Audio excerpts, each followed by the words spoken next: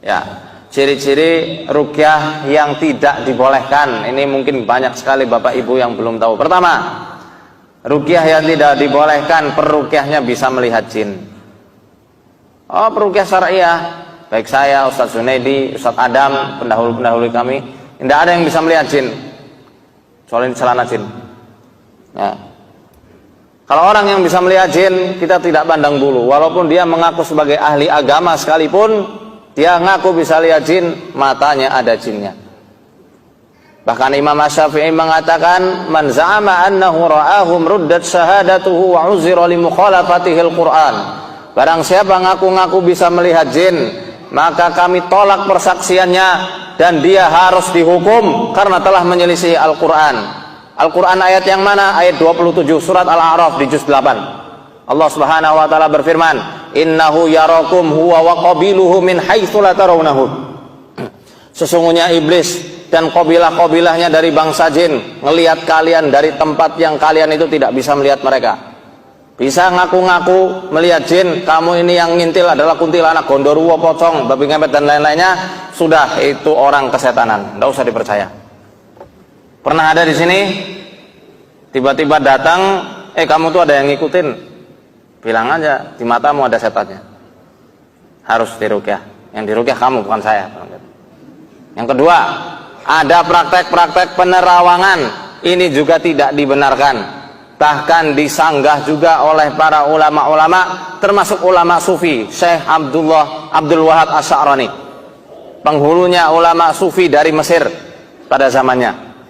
Beliau mengatakan dalam kitab Al-Minnah Husaniyah cetakan Al-Harumain halaman 18. Beliau mengatakan, "Wa man kushifa lahu amma yaf'aluhu an-nasu fi qu'uri buyutihim, fa huwa kashfun syaitaniyun, fayajibu alaihi taubatu minhu fawran."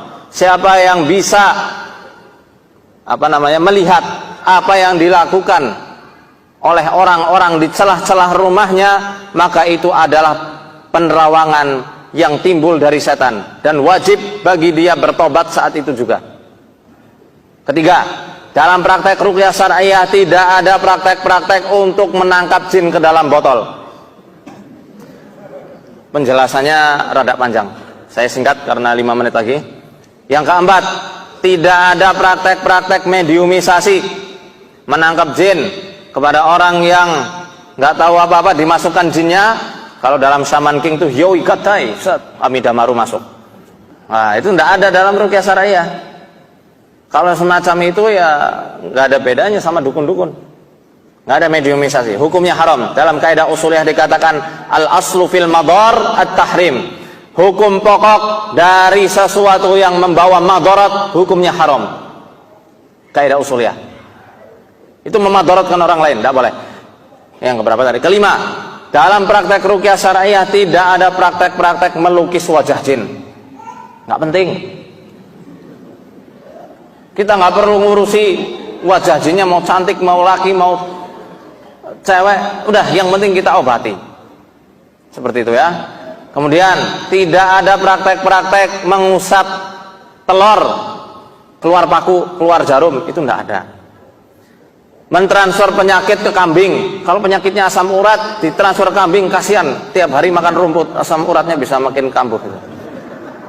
Ya, dan lain-lainnya, ada banyak, pada waktu ini terbatas. Kemudian tentang jimat syariah ada atau tidak? Tidak ada, karena azimah sendiri, jimat asalnya dari kata azimah. Azimah itu sinonim dari kata ar-ruqyah. Tapi kalau jimat dalam bahasa Indonesia itu sebangsa kayak pring petuk, keris, tombak yang disucikan. Maka tidak ada jimat syariah kalau ditinjau dari sisi bahasa Indonesia. Barakallahu.